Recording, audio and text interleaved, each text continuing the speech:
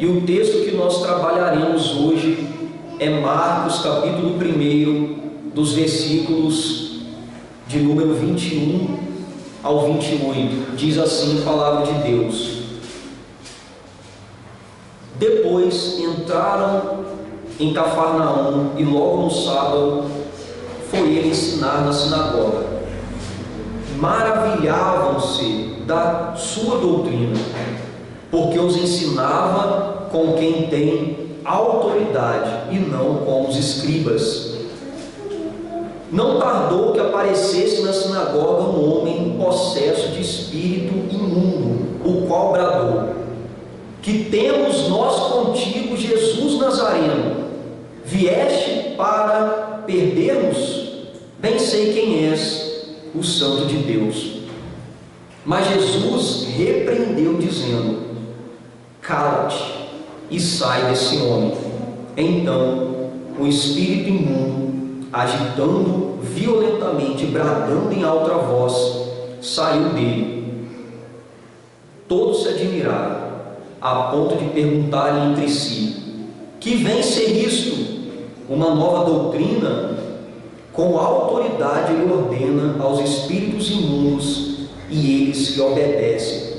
Então correu célere a fama de Jesus em todas as direções, por toda a circunvizinhança da Galiléia. Vamos orar nesse momento. Mais uma vez, eu peço que os irmãos fiquem com as suas Bíblias abertas. Nós vamos retornar ao texto. Senhor Deus, soberano e eterno Pai, a Tua palavra foi lida e nós pedimos ao Senhor nesse momento que nós possamos compreendê-la, entendê-la. Ilumina nossa mente, o nosso coração, para que nós possamos aprender de Ti, que nós possamos prestar muita atenção na pregação, porque a fé, ela vem pelo ouvir a palavra de Deus. Edifica a sua igreja, esteja conosco, nos auxilie nesse momento, Espírito Santo, em nome de Jesus. Amém.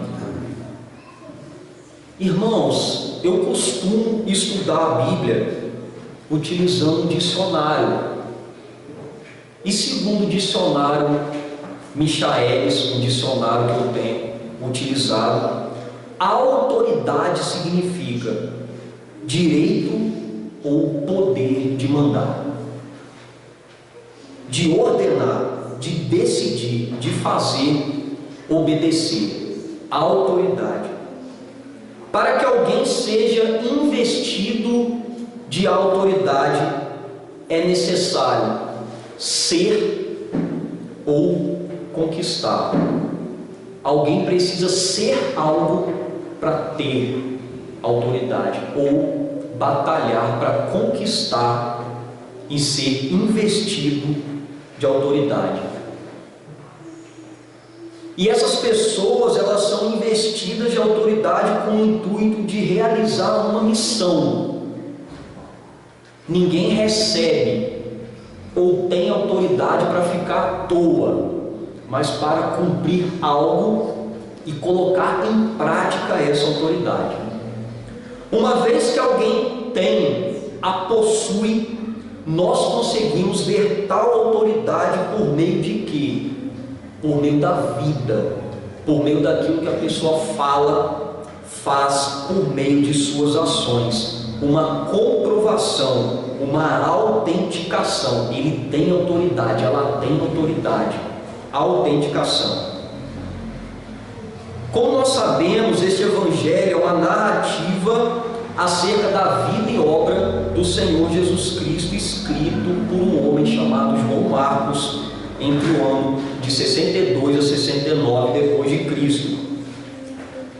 Marcos escreveu para os cristãos que estavam sendo perseguidos no período, na época do Império Romano, com o objetivo de fortalecer a fé daqueles crentes. Eles estavam perseguidos e desanimados. Marcos escreveu para fortalecer a fé deles e para defender que Jesus era de fato o Salvador do mundo diante de uma Roma autossuficiente diante do império que valorizava, acima de todas as coisas, a força. Então Marcos pensou assim: eu vou mostrar como o Messias é forte, Salvador do mundo, o Messias prometido, o poderoso Filho de Deus. Por isso que Marcos tem tantos milagres. Ele se atentou em mostrar quem Jesus era por meio daquilo que ele fazia, as obras de Cristo. No último sermão, nós vimos como Jesus chamou seus primeiros discípulos, iniciando o seu ministério público na Galiléia. Vocês lembram? Jesus ali caminhando às margens do mar da Galiléia, começou a recrutar aqueles homens para uma missão, os discípulos. Jesus os chamou de maneira eficaz, os chamou para a obra do reino e, em terceiro, para uma íntima comunhão com Ele, nos versículos 14 e 15. E hoje nós começaremos a ver o início de um crescente ministério de quê, pastor? Milagres, poder realizado por Ele. Milagres que autentificaram a sua mensagem e autoridade messiânica diante do povo. A autoridade, o Messias, ele realizava milagres não apenas por realizar, mas para que a sua autoridade fosse autenticada. Messias poderoso. O texto de hoje nos mostra que Marcos, ao escrever sobre esse episódio na sinagoga de Cafarnaum, demonstrou a suprema autoridade de Jesus, o ungido de Deus.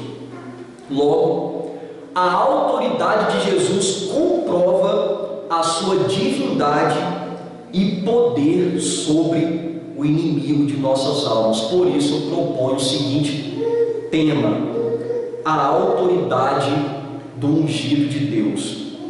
O que comprova então esta autoridade? Em primeiro lugar, o que comprova é a natureza do seu ensino. Olhe para a sua Bíblia, versículos 21 e 22, está escrito assim: depois entraram em Cafarnaum, e logo no sábado foi ele ensinar aonde? Está escrito aí, na sinagoga. Maravilhavam-se da sua doutrina, porque os ensinava com quem tem. Ele tinha o quê? Autoridade, e não como os escribas. Veja, irmãos, Jesus havia então recrutado aqueles homens, aqueles pescadores, primeiros seguidores. Quem, pastor? Simão, Pedro, André, Tiago e João. E não muito tempo depois ele foi para onde? Cafarnaum. A primeira base missionária de Cristo foi em Cafarnaum. Por que Cafarnaum? Que era próximo ao mar da Galiléia. Quando essa igreja estiver grande, os irmãos tiverem com muito dinheiro, vocês vão me levar lá para eu conhecer o mar da Galiléia, Cafarnaum. Está combinado? Terra de seus primeiros discípulos, uma das principais cidades da região. Então lá eles vendiam peixes, havia também a coleta de impostos. Mateus, Levi trabalhava lá, Zaqueu também. Era uma cidade muito movimentada e havia uma sinagoga. E logo no sábado, que no texto original grego nós vemos sábados, indicando o quê? Que ele não foi apenas uma vez, era costumeiro, eles iam para as sinagogas e Jesus foi ensinar na sinagoga. Mas o que é uma sinagoga, pastor? Sinagoga, irmãos, eram salões de reunião formadas por pelo menos 10 homens judeus de 30 anos de idade, com mais de 30 anos de idade, casados, e estes salões passaram a ser organizados depois que o povo foi levado ao exílio babilônico, ficou cativo, o templo foi destruído, eles não podiam sacrificar mais e adorar mais no templo, eles começaram a se reunir nesses salões. Para quê? Para orar, ler e interpretar as Escrituras. A sinagoga de Cafarnaum é bem parecida com essa que ainda está lá. Essa foi construída por cima da estrutura da que Jesus entrou para ensinar. E essas ruínas, elas estão lá até os dias de hoje. Nós vemos ali pilastras, um grande espaço que os homens se reuniam ali para ler a palavra de Deus, orar e interpretar a lei, os escritos do Antigo Testamento. E o texto nos diz que as pessoas que estavam ali ficaram maravilhadas, atônitas com os ensinos de Jesus, impressionadas. Olha como ele ensina.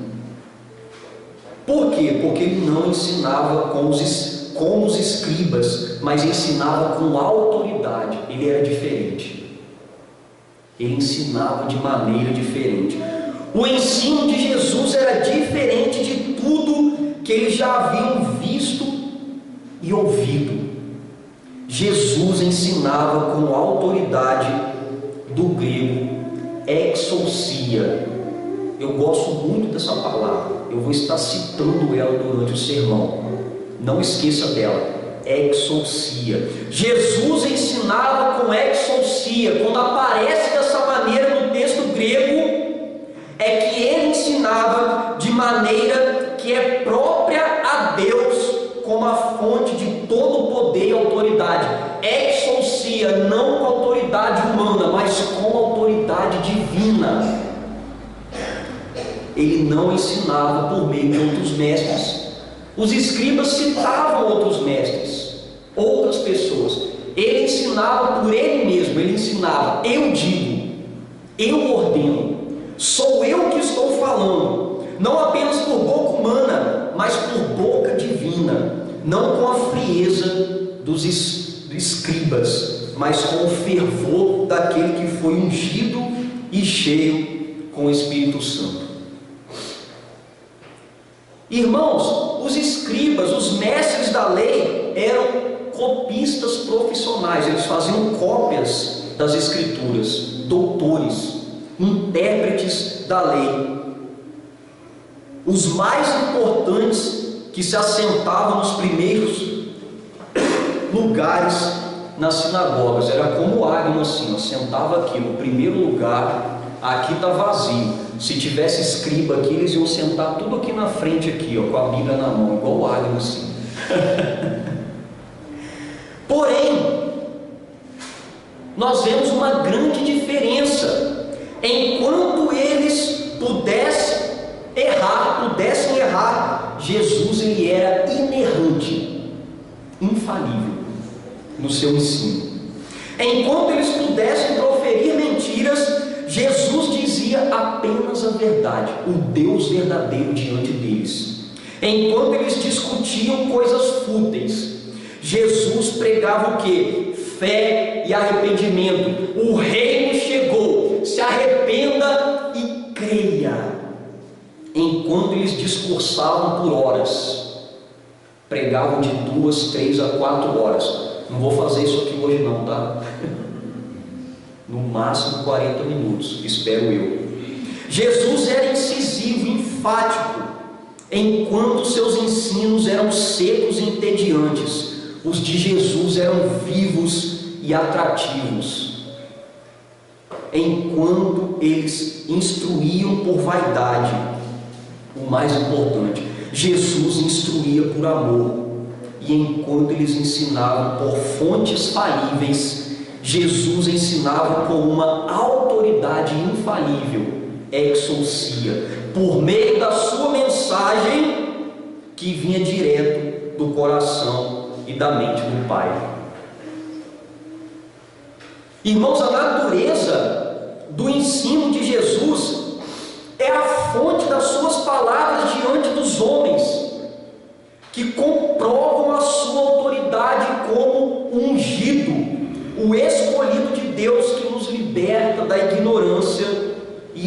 escuridão no mundo de densas trevas.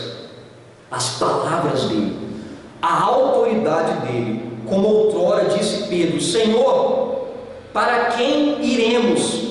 Tu tens as palavras de vida eterna. João 6,68. Mediante a tantas filosofias, ideias, discursos, novidades, quem nós vamos ouvir? A quem nós vamos recorrer quando algo acontecer na nossa vida e nós precisarmos de um conselho? As palavras de Cristo, a autoridade. E como disse o próprio Senhor: eu sou o caminho e a verdade e a vida, ninguém vem ao Pai senão por mim. João 14,6. E Jesus continua: aprendei de mim, porque sou manso e humilde de coração, e acharei descanso para a vossa alma. Mateus 11:29. E concluindo: passará o céu e a terra, porém as minhas palavras não passarão. Irmãos, Ele é o caminho, o único caminho, a única verdade, a vida, para a salvação. Nós devemos aprender dele, porque ele é manso e humilde. A nossa alma só encontra descanso em Cristo. Tudo vai passar, menos as palavras dele. Além da natureza do ensino de Jesus, o que mais comprova a sua autoridade, em segundo e último lugar, é o seu poder sobre as forças do mal. Olhe para a sua Bíblia, versículos de 23 a 28. Diz assim: não tardou que aparecesse na sinagoga um homem possesso de espírito imundo, o qual bradou: que temos nós contigo, Jesus Nazareno? Viestes para perder-nos? Bem sei quem és, o Santo de Deus. Mas Jesus o repreendeu, dizendo: cala-te e sai desse homem. Então o espírito humano, agitando violentamente e bradando em alta voz, saiu dele. Todos se admiraram, a ponto de perguntar entre si: que vem a ser isto? Uma nova doutrina? Com autoridade, ele ordena aos espíritos imundos, e eles lhe obedecem. Então correu célere a fama de Jesus em todas as direções, por toda a circunvizinhança da Galiléia. Vamos voltar para cá então. Vamos voltar para cá, para esse cenário. Enquanto Jesus estava ali ensinando com autoridade na sinagoga, entra um homem endemoniado. Ele estava influenciado por Satanás? Não necessariamente. Possesso? Não necessariamente. Ele estava completamente tomado por um espírito maligno, por um espírito do mal. Ele estava endemoniado, possessão maligna. Lucas relata em seu evangelho que o homem já estava lá na reunião. Lucas 4:33. Nós vimos nas outras pregações que há pouco Jesus tinha vencido a tentação do diabo no deserto. E agora, irmãos, o exército do mal começou a se agitar. Eles entraram em erupção e começa um conflito entre o reino de Deus e esses espíritos, os enviados de Satanás, contra o ungido com o Espírito de Deus, contra as potestades caídas do céu, espíritos imundos. O que são os demônios? Eram anjos, mas decaíram do céu e hoje servem ao diabo para destruir, na tentativa de destruir a imagem e semelhança de Deus e a igreja de O demônio então lhe faz duas perguntas quando ele se encontra com Jesus: que tem nós contigo, Jesus o Nazareno? Viestes para perder-nos? E depois ele exclama assim: bem sei quem és, o Santo de Deus. E ele usa um plural, observe: o que queres conosco? E depois: veio para nos destruir, representando uma grande estrutura de poder demoníaco, um representante do mal pela vida daquele homem, usando o corpo daquele homem, a voz daquele homem, para que pudesse falar e para que pudesse agir. E ele confessa com um tom de desafio, de hostilidade, que Jesus é o Santo de Deus. Ele fala assim: eu te conheço, é o Messias, sem pecado, cheio de virtude, ungido, separado para uma missão. E Jesus, ele não faz uma entrevista aqui com o demônio, como algumas igrejas fazem. Coloca para falar no microfone, fica perguntando, conversando, entrevistando. Nada disso. O que Jesus faz? O repreende e ordena: cala-te e sai desse homem. Imediatamente o espírito, aos gritos, lançando aquele homem no chão, violentamente saiu do homem. Jesus não ficou batendo papo com o demônio não, irmãos. Aqui, ele entrou na sinagoga agressivo, falando com Jesus. Jesus falou: cala-te e sai dele. Jesus não precisou de longos rituais ou fórmulas para expulsar o demônio, como era feito antigamente. Os rabinos ficavam por dias para expulsar um espírito maligno, os judeus. Quando Jesus ordena com autoridade, exorcia, imediatamente o demônio foi expelido. Jesus o repeliu com uma só ordem, demonstrando todo o seu poder e autoridade sobre o império das trevas. E o que aconteceu? O povo ficou o quê? Maravilhado, admirado, deslumbrado, não apenas com os ensinamentos, mas com a autoridade do seu poder poderoso. Jesus derrotou o que a Bíblia chama de homem forte, o valente, não apenas para subjugá-lo. Olha que interessante. Jesus não queria apenas mostrar o seu poder, a sua autoridade. Jesus, ele também olhou para aquele homem que estava possesso, endemoniado, e se compadeceu daquele homem. Jesus, ele quis restaurar a saúde e a integridade do homem que estava possesso. Jesus libertou o homem por meio da sua autoridade, exorcia, não apenas para uma demonstração da sua grandeza, mas com o poder de redimir, salvar os cativos. Ele estava preso nas amarras do diabo, cheio de mazelas, e Jesus quis fazer o quê? Libertar aquele homem, trazer aquele homem à vida, salvar aquele homem, pelo seu poder, pelo seu amor. E o texto termina dizendo que a fama de Jesus se espalhou, porque ninguém tinha visto aquilo daquela maneira. Ele ficou conhecido em algo que é muito melhor do que o WhatsApp, que é o que na época? O boca a boca. Um foi falando para o outro: vocês viram o que aconteceu na sinagoga? E começaram a contar a história, e Jesus começou a ficar conhecido.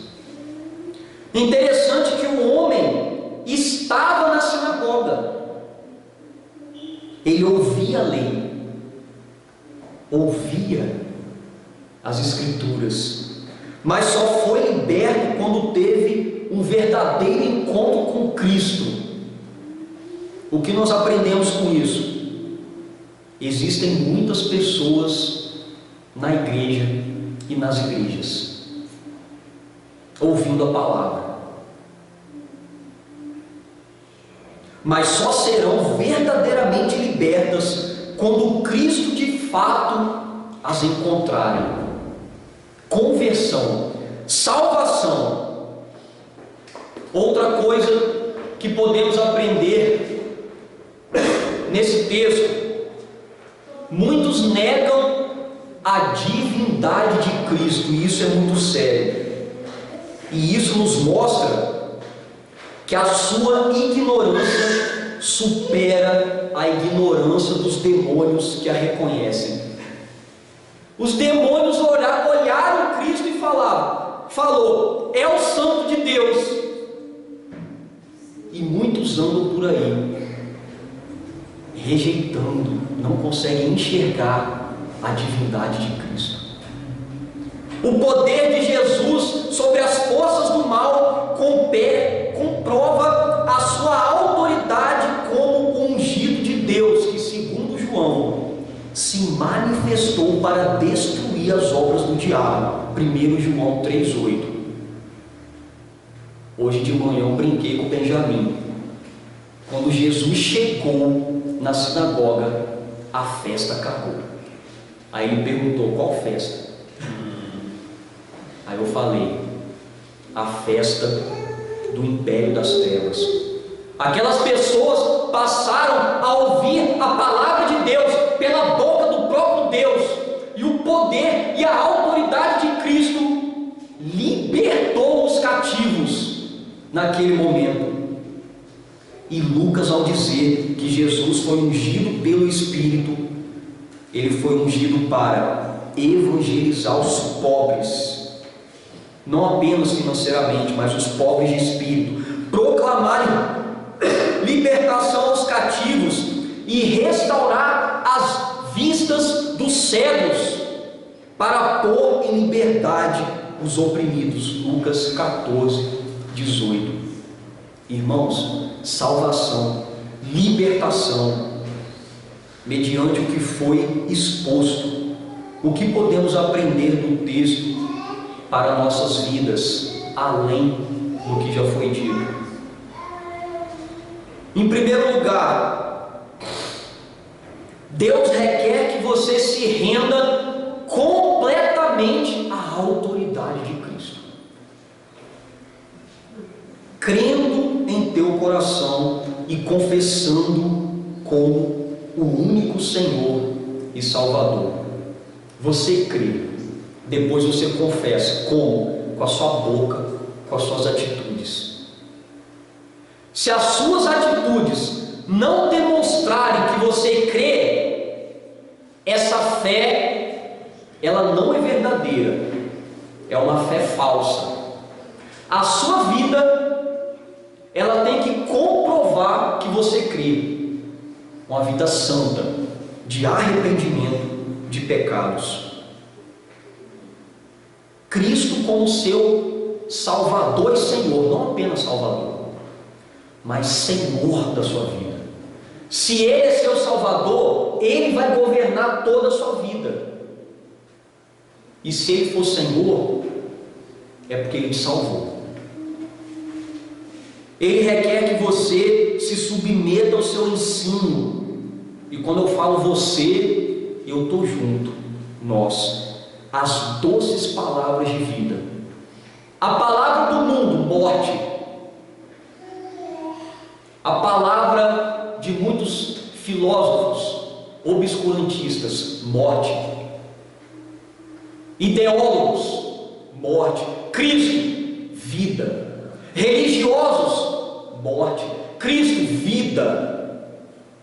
E Ele requer que você o reconheça como Ele é, o Redentor divino e humano. Reconhecido como Ele realmente é.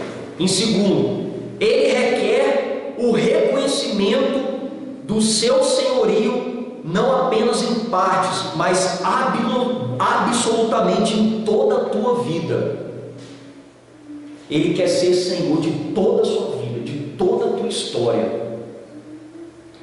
Nós não podemos ficar no 99%, nós devemos chegar no 100%. O Senhor Jesus ser dono e governar 100% a nossa vida. Existem muitas pessoas que estão no 99%. O 1%, vamos colocar assim, na área financeira, ela diz assim: eu vou gastar o meu dinheiro como eu quero, fazendo o que eu quiser. No relacionamento, eu vou me relacionar com quem eu bem entender. Deus fica para lá. O 1%. Ele quer 100%. O culto, o serviço na igreja. Deus é meu Senhor. Mas no culto, no serviço, Ele é misericordioso. Eu vou deixar Ele para lá. E no domingo eu vou fazer outras coisas, aquilo que eu quero. Não quero saber de igreja, não quero saber de servir. 99%. Ele quer que nós cheguemos no 100%. Na tua família, quando Ele deve ser o Senhor do teu lar. Nos teus relacionamentos, quando Ele deve ditar com quem você deve se relacionar. Naquilo que você se dedica, estuda, trabalha, faz para se divertir, pensa, ouve, diz. Ele quer ser Senhor de toda a sua vida. 3. Fazemos isto quando e porque Ele nos libertou unicamente por graça, favor imerecido das amarras do diabo. Quando nós verdadeiramente entregarmos toda a nossa vida, nossa existência ao senhorio de Cristo, isso será uma evidência de que Ele nos salvou pela graça, mediante a fé, nos tirando das amarras do diabo, de uma vida de pecados e da ilusão do mundo para uma vida santa. Ele fez isso por nós, na cruz, morrendo por nossos pecados. Nós devemos agora dedicar nossa vida a Ele. 4. E você pode fazer isso por fé, crendo, mediante a fé salvadora, que é dom de Deus, reconhecendo que a sua carência espiritual, eu não consigo, mas Cristo faz por mim, se humilhando na presença do Senhor, se rendendo ao seu senhorio. Pastor, eu não consigo me entregar completamente. Existem algumas áreas na minha vida que eu não consigo abandonar. Ore, peça a força a Deus, ouça as palavras de Cristo, para que Ele possa ser Senhor sobre toda a sua vida. E isso não é ruim para nós não, irmãos. Além de o nosso Senhor nos salvar, Ele faz tudo para o nosso bem. Pode doer? Pode ser difícil? Pode. Eu posso passar por alguma necessidade? Pode. Tribulações, perseguições, quando eu deixar o pecado e entregar tudo, isso pode acontecer. Mas o mesmo Deus que te liberta é o Deus que te sustenta. E quando você entrega, larga tudo e se entrega a Cristo, Ele te abraça e Ele cuida de você em todos os aspectos. Os ensinos de Jesus e o seu poder sobre os seus inimigos comprovam que Ele foi investido de autoridade, não por aquilo que Ele tenha conquistado, Ele não precisou conquistar, mas por tudo que Ele é, o poderoso Messias Salvador. Nesta noite, irmãos, a palavra do Senhor nos apresentou Jesus como o ungido de Deus por meio de sua autoridade única no evento aqui da sinagoga de Cafarnaum. Fique de pé, eu quero orar por você.